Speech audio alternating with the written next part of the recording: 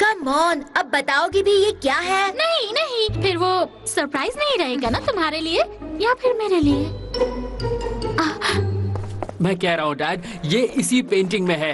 Excuse me, वहाँ देखिए, sceptre लिए हुए ये तूतेनखामेन फर्स्ट है और उसके ठीक सामने उसकी प्रिंसेस नेफ्राकिटी है। इसके बारे में भी कई कहानियाँ प्रचलित हैं। वो उससे कई साल पहले ही मर गई थी और सन गॉड रा ने उसे अपनी गॉडेस बना लिया था। हाँ, मैं जानता हूँ क्योंकि मैं इस एग्जीबिशन का डायरेक्टर हूँ, तुम्हें याद है ना?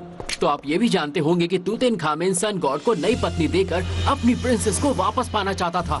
इस पेंटिंग में वो रिचुअल दिखाया गया है और मेरे सिवा कोई भी इस लिपि को पूरी तरह से डिकोड नहीं कर सका है। और मुझे यकीन है इस रिचुअल को पूरा करने के लिए जादुई मंत्र को पढ़ना होता है। मैं इसके जैसे अजीबोगरीब दिमाग वाले किसी और को भी जानती हूँ। लेडी बग को लेकर तुम्हें मेरी बातें ख्याली पुलाव लगती है, पर याद रखना मैं तुम्हें गलत साबित करके रहूंगी।